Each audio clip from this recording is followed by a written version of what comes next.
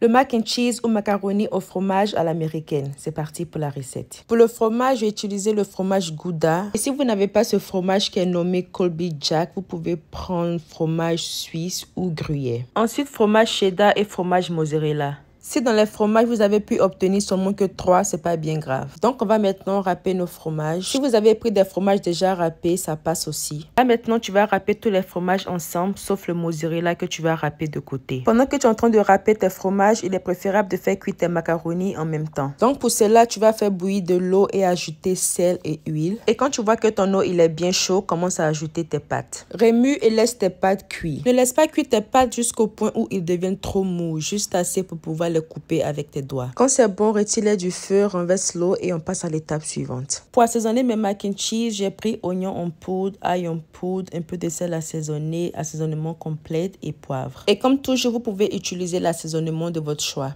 On va maintenant réaliser notre sauce fromage. Pour cela, tu vas ajouter du beurre dans ta casserole. Ensuite, environ 2 cuillères à soupe de farine, mélange bien. Et on profite pour ajouter un peu de ton assaisonnement pour commencer. Et continue de toujours bien mélanger jusqu'à ce que tu obtiennes quelque chose comme ça.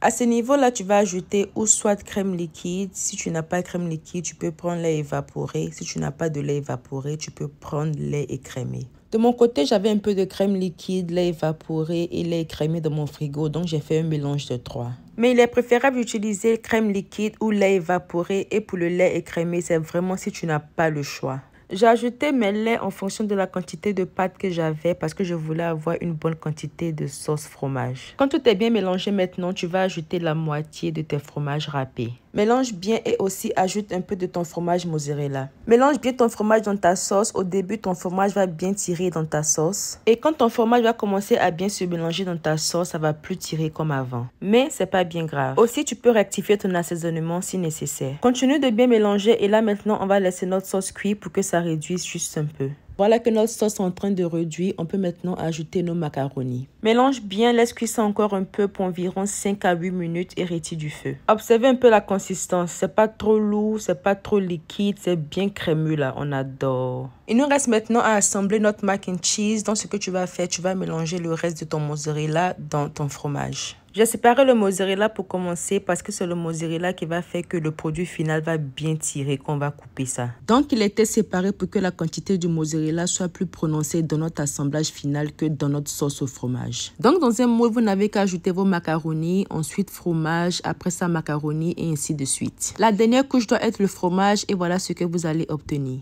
Ensuite, vous allez mettre le tout au four pour environ 15 minutes, pas plus. Et si vous voulez que le rôle soit en mode gratin, vous allez mettre votre four sur fonctionnalité grillée et gratiner le rôle juste un peu. On va maintenant couper, voir comment notre mac and cheese se présente à l'intérieur. Et voilà. Oh, on adore des... On peut faire ça. Voyez comment ça tire même. Et regardez un peu. En plus, c'était mal doux. Ah, c'était doux des... Imaginez un peu le goût de notre fromage, le goût de notre sauce fromage et puis le goût des assaisonnements. Et oh, laisse tomber. Voilà que nous avons terminé. J'espère que vous avez aimé et moi je vous dis à plus pour de nouveaux délices. Bye guys.